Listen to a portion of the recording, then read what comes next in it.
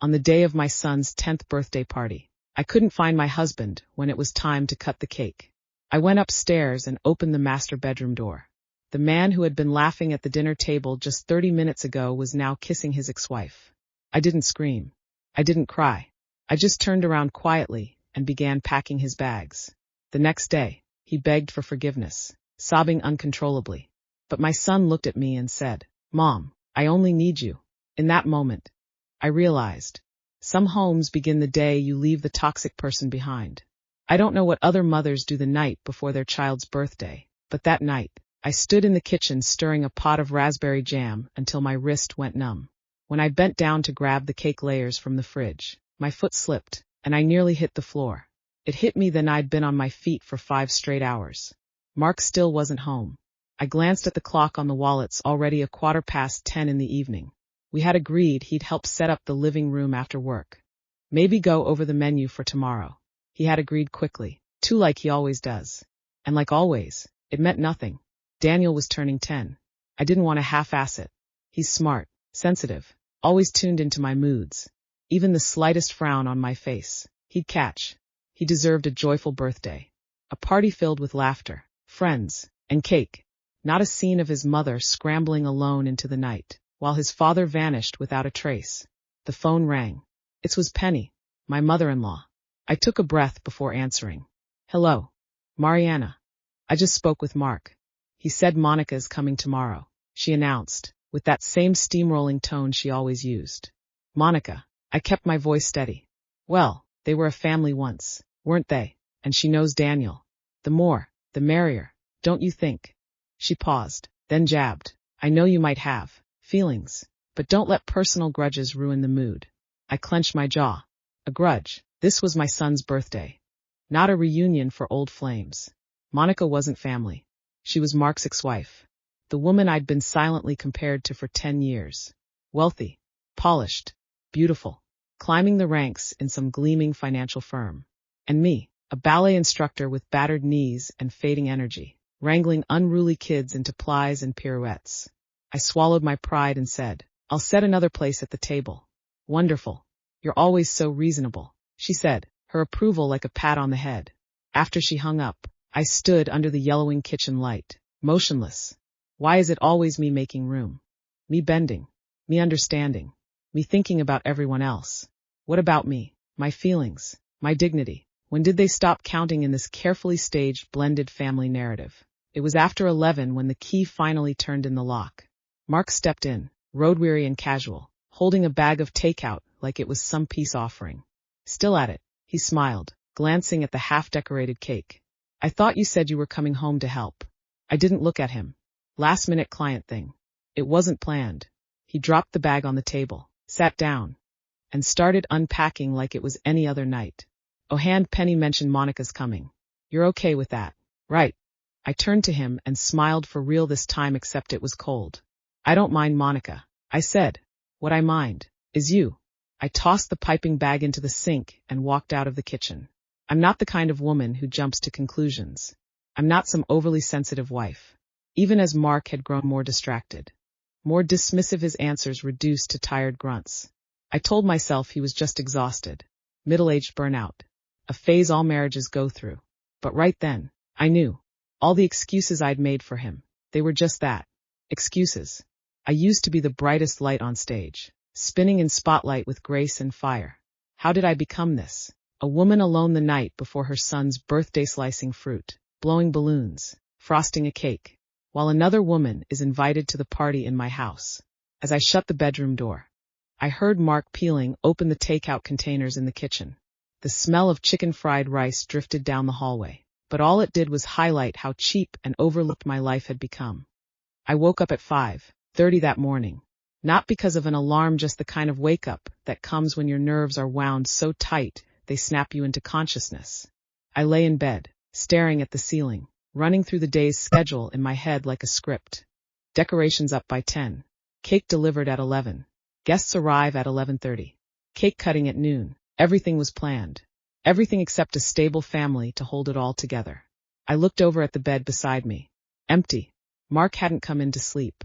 It wasn't the first time, but the knot in my stomach tightened anyway. I told myself I wouldn't let his negligence ruin this day. Today was about Daniel. He deserved a perfect birthday. So I got up, washed my face, and threw myself into the final setup. I funneled every ounce of anger and disappointment into inflating balloons, taping streamers, and arranging plates like it was a job. Guests began to arrive: Daniel's classmates, a few parents from my dance studio, and my best friend Vivian, who brought the hit of the party, a sleek telescope. Daniel fell in love with it instantly. And then Monica walked in. She wore a form-fitting navy dress, flawless makeup, and a blowout so perfect it could have been airbrushed. She entered like she was stepping into a charity gala, not a kid's backyard birthday. "Hi, Mariana," she said with a dazzling, practiced smile, holding out a beautifully wrapped gift bag. "Brought Daniel that chess set he loves." I returned a polite smile. "Thank you." And then I saw him, Mark, walking in just behind her, perfectly timed. Just enough distance between them to seem innocent. Just enough to make me question everything. "Hey, babe," Mark said casually, as if nothing had happened. "Place looks amazing. You really went all out." I gave him a nod. Nothing more. By noon, the party was in full swing. Kids were running around the backyard with water guns. Balloons floated across the lawn. And the living room speakers were blasting Daniel's favorite playlist. It felt happy. I carried the cake to the table and called out, "Daniel, time to cut the cake." He ran over, grinning wide. "Where's Dad? He's supposed to cut it with me." I ruffled his hair. "Let me go find him." I climbed the stairs. With every step, the weight in my chest grew heavier. Mark had said he just needed to grab a clean shirt, but a woman knows. She can smell the smoke before she sees the fire. The bedroom door was ajar. I pushed it open. No yelling. No crashing. No theatrics. Just Monica, leaning against my vanity. Mark standing in front of her close enough to share breath. Her hand was on his chest. His shirt was unbuttoned. There was a faint smear of lipstick on his jaw. I didn't say a word. Didn't gasp. Didn't flinch. I quietly pulled the door shut and walked back down the stairs. As if nothing had happened. The cake was still on the table. The kids were chanting for Daniel to make a wish. I set the cake down, touched his shoulder gently. "All right, sweetheart. Time for candles." Daniel glanced around. "Where's Dad?" I smiled and said, "He's probably caught up with something. We'll go ahead without him." The kids giggled and swarmed in. Daniel made his wish and blew out the candles. I picked up the knife and began to slice the cake. Each cut neat and clean, like carving out the last 10 years of my life. Then Mark finally came down. He slid his phone into his pocket and strolled over like it was just another Saturday. With that same old smile. "You all started without me," he said with mock offense. "That's incredibly disrespectful." I looked up at him. The smear of lipstick was still faintly visible at his collar. I smiled softly, serenely, smoothed the edge of his shirt like a loving wife. "You're right," I said. "After the party, I'll show you the respect you deserve. I'll personally pack your things." His face froze. Smile stalled halfway. The kids kept laughing, playing, smearing cake across their cheeks, completely unaware that a quiet storm had already begun to move through the room. Mark opened his mouth, voice lowered. "Mariana, it's not what it looked like." I didn't answer. I just walked away. Mark's suitcase lay wide open by the front door. A perfect reflection of the man himself, always unprepared to face the consequences. I stuffed his shirts in one by one, rolled up his ties, and tossed them into a corner. I didn't even glance at the razor he'd used for 10 years. Then I saw that cologne, his so-called signature scent. It hit my nose like a slap. I twisted the cap shut, wrapped it in a plastic bag like hazardous waste, and shoved it to the bottom of the suitcase. The kitchen still bore the remnants of the party. A bare cake platter on the table, streamers hanging limply from the chandelier, and flattened balloons scattered across the floor. Mark stood at the top of the stairs, rubbing his temple. "What the hell are you doing?" he called out.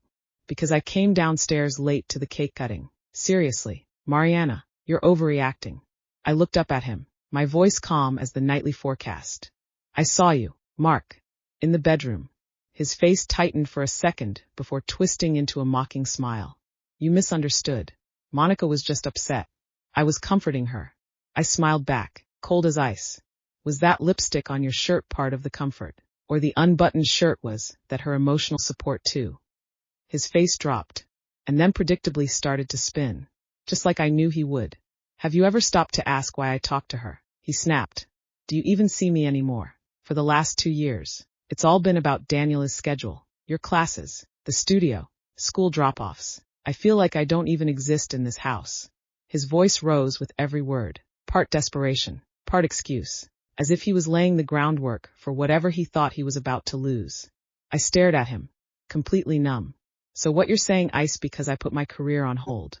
Because I got up in the middle of the night for a feverish child? Because I carried this entire household? You needed another woman to remind you you're still wanted? He flinched. The truth had a sharp edge. You don't understand what a man needs, he muttered. That was it. I actually laughed. Not out of humor, but out of pure, exhausted clarity. You're right. I don't. Because a real man doesn't confuse cowardice with desire, or betrayal with being neglected. A real man doesn't cheat and then blame his wife for being too motherly. He said nothing, not a word. Then I heard the soft creak of a door upstairs, followed by tiny footsteps. Daniel. I didn't want him to see this. I grabbed the car keys and garage remote, exhaled deeply. I'm done wasting breath. If you're planning to squat here and play the victim, go ahead. I'm taking Daniel to Vivian's. And if you need backup for your sob story, I'm sure Penny will show up to defend you. He moved as if to follow me. But I raised a hand. Don't touch me. And don't perform for Daniel. Daniel stood on the stairs, wrapped in his rocket print pajamas, his blanket clutched tight, eyes filled with a mix of sleep and confusion. Mom, where are we going? I climbed the stairs and took his hand. Sweetheart, we're staying at Aunt Vivian's for a few nights. She's waiting with your favorite cartoons. He nodded, didn't ask another question. Just gripped my hand a little tighter. When we left, Mark was still standing in the middle of the living room. Silent. Maybe he didn't know what to say. Maybe he thought this was just another episode. That I'd come back. Like always. But this time, I was done. As I drove out of the neighborhood, my phone rang. Penny. What are you doing? She snapped through the speaker. Mark said you're walking out. Are you out of your mind? Have you even thought about Daniel? I let out a dry laugh and hit speaker. He was making out with another woman in our bedroom. Did your son think about Daniel then? Silence. Then a cold chuckle. Men make mistakes. Mariana. It happens. You can't be this immature about it. No marriage is perfect. I pulled the car over. My grip on the steering wheel tightened. You're right, Penny. Marriage has bumps.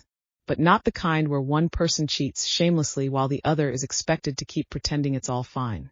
She opened her mouth to respond. I ended the call. The car went quiet. I looked over at Daniel. He sat in the passenger seat, holding his blanket, eyes fixed on the glow of the passing streetlights. He didn't say a word, but I knew he heard everything. That night, I didn't sleep. Daniel drifted off quickly in Vivian's guest room. I lay on the couch, staring at the ceiling, asking myself the only question that mattered now. How much longer was I going to keep pretending I could live like this? Vivian had left the door unlocked for us. The moment I stepped inside, I was hit with the scent of her signature lemon verbena candle. Clean, warm, and comforting. It gave the illusion that everything was safe, even if only for a moment. She took the bags from my hands and asked softly, red wine or warm milk? I've got both ready. Milk, I said. Daniel sleeps better after it. She nodded, asked nothing more, and disappeared into the kitchen. Once Daniel had finished his milk and curled up in the guest room, I sank into her old living room sofa. My body finally began to relax, but my mind didn't. Not even a little. Vivian sat across from me, cradling a mug of tea. You look like a general who just came back from battle, she said, her voice light, but her eyes full of concern. I smiled faintly. Maybe. Except I think I've been fighting this war for 10 years. And only tonight did I finally unroll the first map. She waited silently. I knew he might cheat. What I didn't expect was that he'd do it on Daniel's birthday. In our bedroom, with his ex-wife. And then come downstairs and scold me for being disrespectful. My voice cracked on the last sentence. Vivian exhaled sharply. Men always blame women for not smiling sweetly enough after being caught. I gave a dry laugh. You're right. I even started wondering if I'd been too cold, too busy, too exhausted. If I somehow gave him an excuse. Mariana, she cut in, her voice firm now. You're not cold. You're exhausted from trying so damn hard to keep that house together. You emptied yourself, and now they're punishing you for not being soft enough. I didn't answer. Just watched the steam curl up from my tea and vanish. You don't owe them understanding, she said. They owe you an apology. Something in my chest cracked. My nose burned. We sat there in silence, only the occasional hum of passing cars outside breaking the stillness.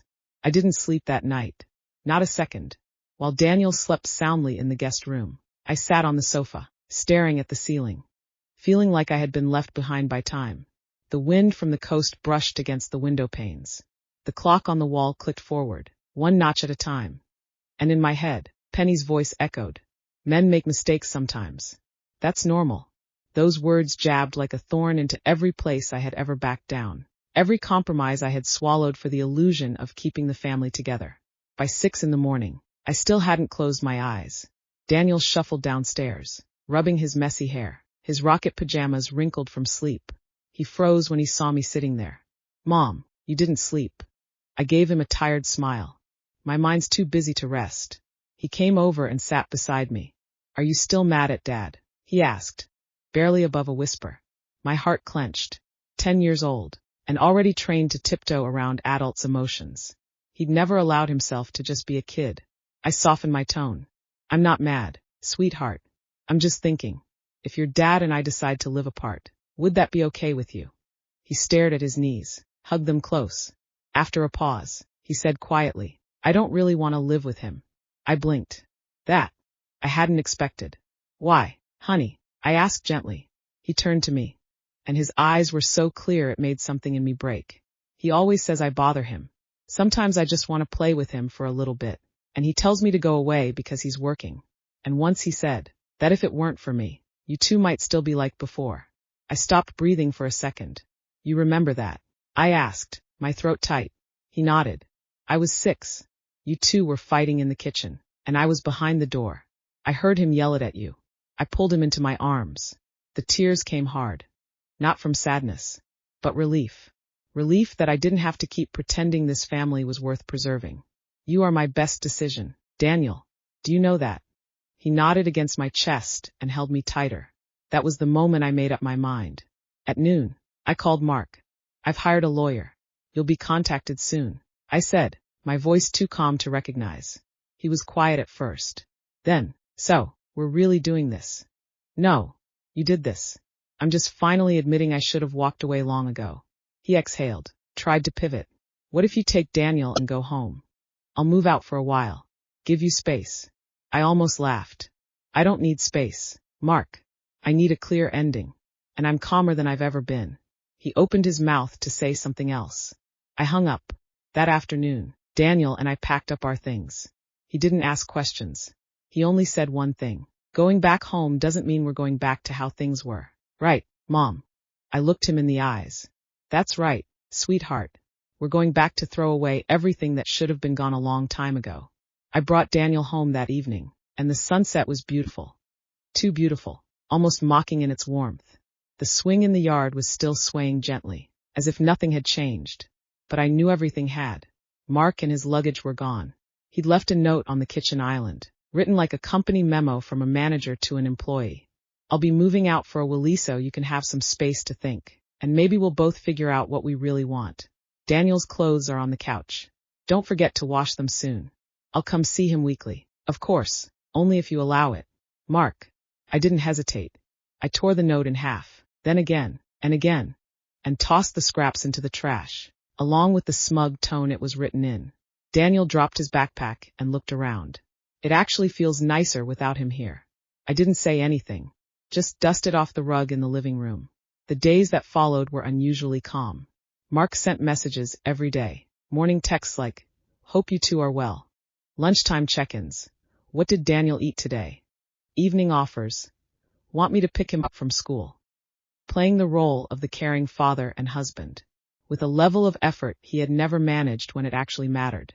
I didn't respond, and he never actually showed up. Penny did call once, trying her usual gentle reminders.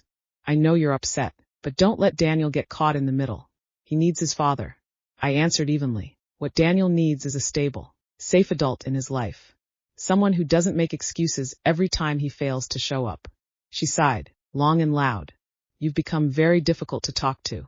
I didn't answer her next call. I reorganized my teaching schedule, blocking off afternoons so I could pick Daniel up myself. Some days he'd come bounding toward me, his little backpack bouncing behind him, waving with both hands. "Mom, you're early today. My friend says your car looks cool." I'd ruffle his hair and grin. "Tell your friend I'm not just cool. I'm your personal chauffeur and full-time bodyguard." He'd laugh, grabbing my hand. "Let's go, bodyguard. We've got ice cream to buy." At night, when it was just the two of us, the quiet felt like a reward. No more half-hearted compliments over dinner. No more listening for doors that wouldn't open until 1 a.m. No more tiptoeing around a man who thought he deserved praise for showing up. We settled into our own rhythm. Daniel set the table each night, always placing the spoons upside down and waiting for me to fix them with a grin. I'd play his favorite album while he showered, trying to make bath time feel like a hotel stay. One evening, I opened a bottle of wine, sat on the porch with a glass in hand, watching him do cartwheels in the backyard while writing his journal. It hit me.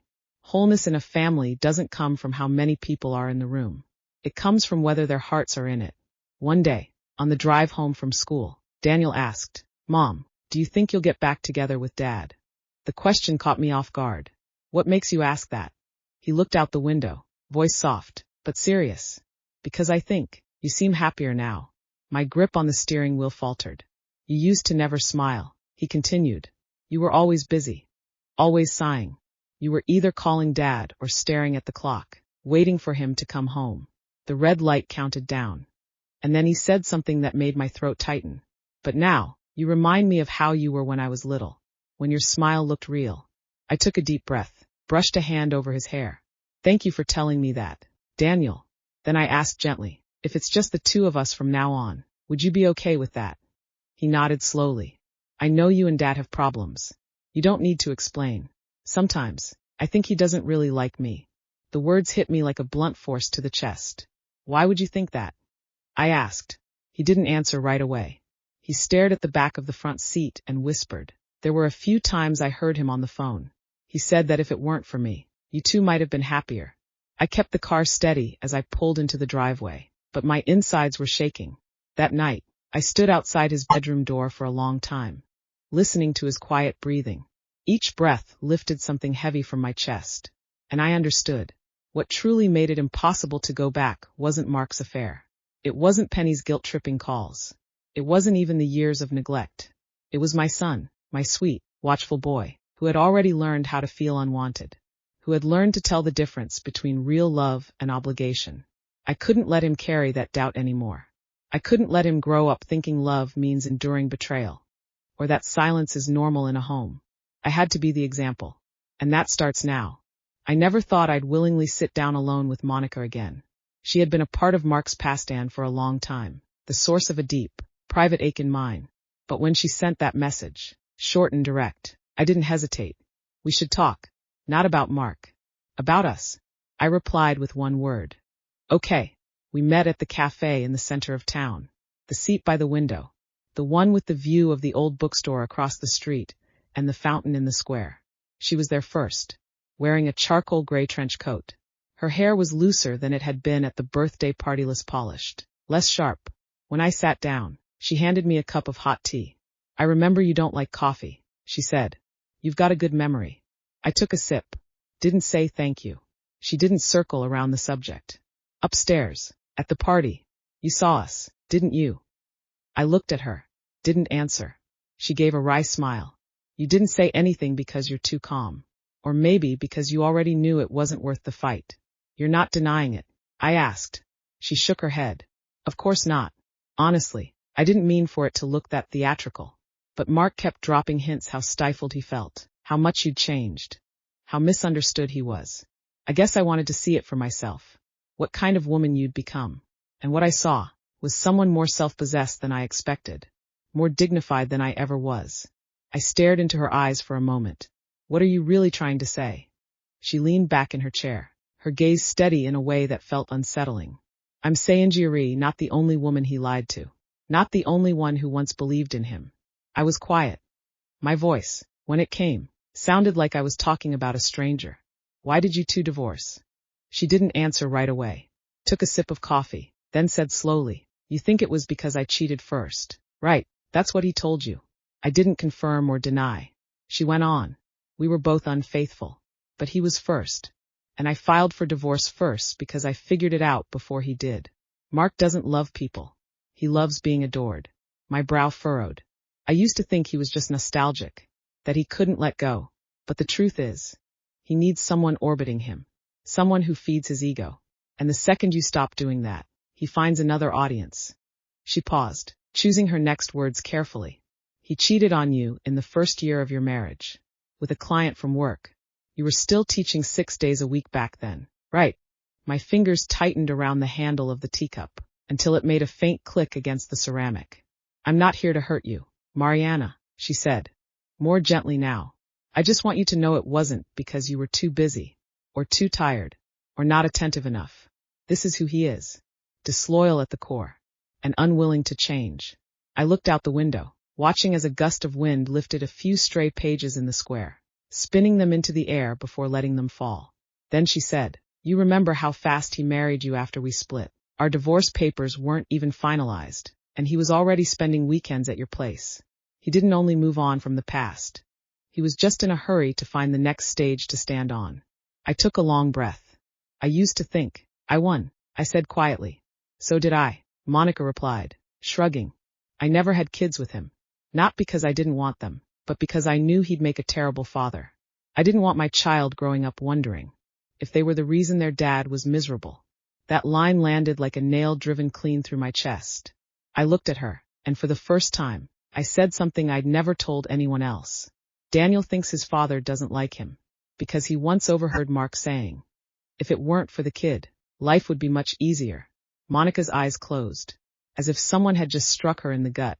Mariana, she said softly, he wasn't bad to just you. He's not good to anyone. You leaving him, that's not just for you. It's to show Daniel what's worth staying for, and what's absolutely worth walking away from. I nodded, and in that moment, I felt something let go inside me. The conversation wasn't about blame anymore. It wasn't about who won or lost. It was one retired actress, quietly showing another where the exit door was. We didn't hug. We didn't linger. We simply stood, nodded, and went our separate ways. But I knew, from that moment on, Mark was no longer my once. He was just a story, an old one, and I was finally walking forward. It was a gray Wednesday afternoon when Penny showed up to apply pressure. I'd just finished teaching a class, and since Daniel had told me he'd walk home on his own, I hadn't gone to the school. I was about to pour myself a cup of coffee when the doorbell rang. Through the peephole, I saw her standing there, camel-colored coat with shiny brass buttons, hair perfectly styled, holding a cake box like an old-fashioned lady paying respects to a new mother. I hesitated for 2 seconds, then opened the door. I'm not here to cause trouble, she said with a strained smile. I just wanted to check on you and Daniel. I hadn't invited her in, but she walked past me anyway, shrugging off her coat. I brought that caramel walnut cake you love, from the bakery on the corner. You remember, right? I stared at the box in her hands, my voice steady as stone. I don't like sweets, Penny. You've always known that. Her smile faltered for a beat, then switched back to her usual performance. The well-meaning matriarch. Mariana, I didn't come here to scold you. She sat down at the kitchen table, lacing her fingers. I just think we should all give each other a second chance. I stayed by the counter, sipping my coffee, saying nothing. Mark's having a rough time too, she began. Familiar script, same old lines. There's been layoffs at his firm. His workload's been insane. You know how it is, men at his age. Mistakes just happen. Mistakes like long-term infidelity. My voice was cold enough to frost the window pane. She paused for 2 seconds. I'm not saying what he did was right, but you can't keep dragging this out forever. He's Daniel's father. He's your husband. You can't just throw that away. I walked over and placed my coffee cup gently in front of her. You're here to ask me to let it go. To rebuild trust with a man who slept with another woman. On our son's birthday. She opened her mouth, probably to object. But I didn't let her. Do you know the last time Mark helped Daniel with his homework? 2nd grade. Do you remember when Daniel had a 104-degree fever at 6 years old, and I held him in an ER waiting room all night alone, while Mark didn't even pick up his phone? I stepped closer, locking eyes with her. Do you know he once told Daniel that if he hadn't been born, things might have turned out better between us? Penny's face darkened. Her gaze slipped. Her mouth tightened. I kept going. So you tell me why I should bring my son back into a home where he is never affirmed, never seen, never loved for who he is, so I can protect a title, maintain the illusion of a whole family. Just then, the front door opened. Daniel stepped inside, his backpack hanging from one shoulder. He paused when he saw the scene. "Grandma," he said, surprised, then walked over and gently rested his hand on my arm. I looked at him, said nothing. Penny softened her tone. "Sweetheart, I just wanted to check in on you and Mommy. We're family, right?" Daniel tilted his head, thinking, then said, calmly and clearly, "But real family doesn't hurt each other." Her face collapsed. I leaned down and whispered, "Go put your backpack upstairs, honey. Mommy will be right there." He nodded and dashed up the stairs. I turned back to her, my voice low, precise. "You never saw me as family. I was just someone convenient. The woman who took care of your grandson, your son, your parties, your holidays, your idea of a good wife." I smiled small and quiet. "But that wife, she doesn't live here anymore." Penny rose, her fingers twitching slightly as if still grasping for one last word. I opened the door for her. Calm, certain. She didn't rush to leave. But I didn't look at her again. When the door clicked shut, the whole house fell into stillness. Not silence. Peace. A peace that finally belonged to me. The day of the formal negotiation. The sky was impossibly clear. I wore a black suit, hair pulled back, makeup crisp and understated. Not for him. Not for anyone. But to look like the woman I had become. Self-reliant, steady, and no longer waiting to be rescued or crushed. My attorney, Carol, was a sharp-eyed former prosecutor, about 10 years older than me. She had the kind of presence that didn't need raising her voice to command a room. On the phone, she told me, "We're not here to beg. We're here to assert. Tell the truth. I'll handle the rest." Mark arrived 10 minutes late, predictable. His usual tactic when walking into anything he hoped might blow over on its own. He looked tired, hair slightly disheveled, tie half-heartedly knotted, face stretched into a mask of forced composure barely covering the anxiety beneath. His lawyer, a younger man, looked more like he negotiated building permits than marriage dissolution. We sat at opposite ends of the table, piles of documents laid out in the center like battleground maps. The silence was dry and thick, like air in the woods just before a storm. Mark spoke first, trying that calm, coaxing voice older men use when they want to play wise and wounded. "I think we've both had time to cool down. Maybe it's time to consider a solution we can both live with. You come home with Daniel. I'll stay elsewhere for a bit. We reset. Give ourselves room to heal." I looked up, met his eyes, and said the first words of the day. "Mark, this isn't a fight. It's a divorce." His tone snapped. "You're really doing this, over a misunderstanding." Carol didn't even blink. She opened the folder in front of her and said evenly, "A misunderstanding? Are you referring to my client walking in on you and your ex-wife being physically intimate during your marriage, or the prolonged pattern of messaging and suggestive communication that indicates a deliberate emotional affair?" Mark flinched. "You went through my phone." I let out a small laugh. "You really think I went snooping? You didn't even delete your messages properly." I opened the shared cloud account backup. "That's it." His mouth opened, but nothing coherent followed. Carol continued, "Given these circumstances, we are requesting primary residence rights for my client, as well as the majority share of marital assets." Rationale. First, the breakdown of the marriage was due to the husband's clear misconduct. Second, my client holds a stable income and an extensive history of child care and household responsibilities, covering over 90 of Daniel's upbringing. Mark attempted to interrupt. Carol raised a hand. "You may object, but we'll be submitting documentation to the court school meeting attendance records, medical authorizations, and written statements from the child himself." Mark's face turned red. I leaned in then, speaking quietly, clearly. "You once told Daniel that if it weren't for him, our lives would be easier. He heard you. He was 6. His lips moved. Then he muttered, 'You know that's not what I meant.' I nodded. "But you said it." The entire meeting lasted under an hour. Mark started out trying to steer the pace. By the end, all he could do was nod in silent resignation.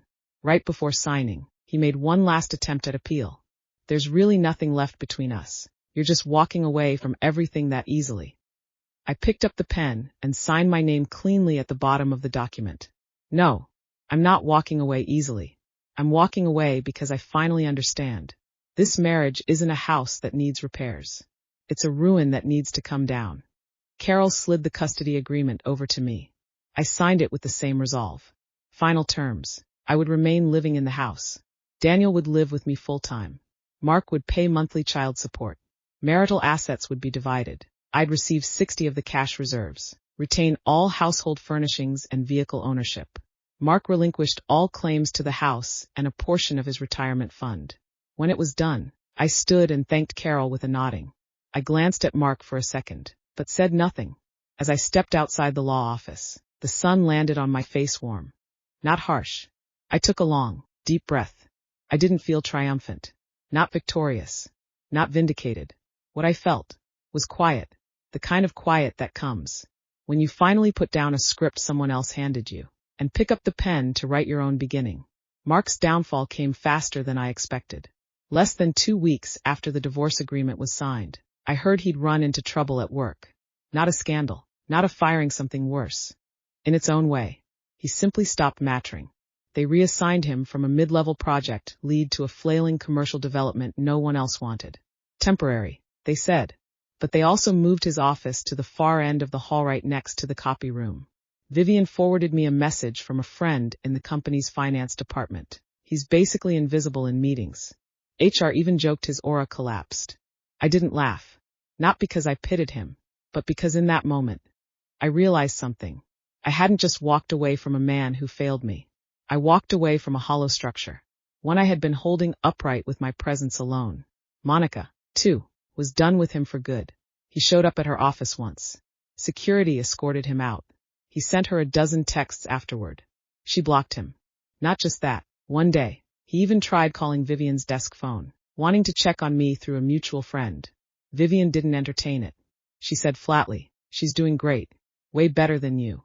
After that, he went quiet. Penny, of course, did not.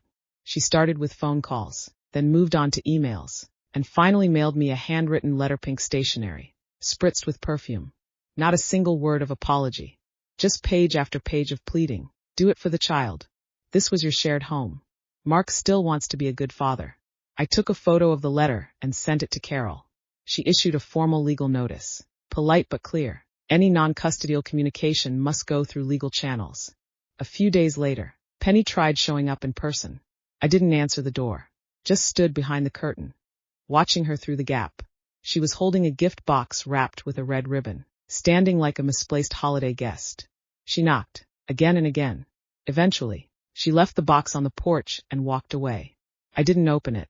Tossed it, ribbon and all, into the trash. That night, I sat on the back porch, watching Daniel practice cartwheels in the yard. He wasn't good at them. His feet landed unevenly, his hands wobbled. But he kept going, laughing, standing up again and again, joy undiminished. And suddenly it hit me. This boy had something I had never dared to want. Freedom. I had stayed for him. I had endured for him. But now, I needed to do something else for him. I needed to show him what it looked like when it's time to decide to walk away. Not in shame, not in defeat, but in strength. The next day, I walked into the dusty rehearsal space of a small community theater. The floor was uneven. The sound system stuttered. But the second I stepped onto the faded gray-blue stage, I could feel my heart finally beating in the center of my chest again. The director was an older woman named Tess, silver hair pulled into a loose bun. She looked over my resume and asked, "You haven't performed in over a decade." I nodded. "I've been teaching and doing other things." She watched me for a long moment, then asked, "Why come back now?" I answered honestly, "Because I'm not done. I'm not here to relive my past. I'm here to reclaim it." She smiled. "Come read lines Thursday night." That evening, I sat at my kitchen table, rehearsal schedule and script pages spread before me. Daniel leaned on my shoulder, eating cereal straight from the box. "Mom," he said through a mouthful, "what's your play about?" I raised an eyebrow. "It's about a woman whose life falls apart, so she stops waiting for someone to hand her a part to play." He nodded thoughtfully. "Sounds like you." I laughed. Then he asked, "Does she win in the end?" I paused. "She's still on her way. But she's not the same woman anymore." He hugged me with one arm, then went off to brush his teeth. I stayed at the table, flipping to the last page of the script. One line was underlined. I no longer wait for someone to give me a stage. When I dance, I am the spotlight. I picked up a pen and drew a soft line beneath it. Because this was mine. Not the title of wife. Not the role of caretaker, peacemaker, placeholder.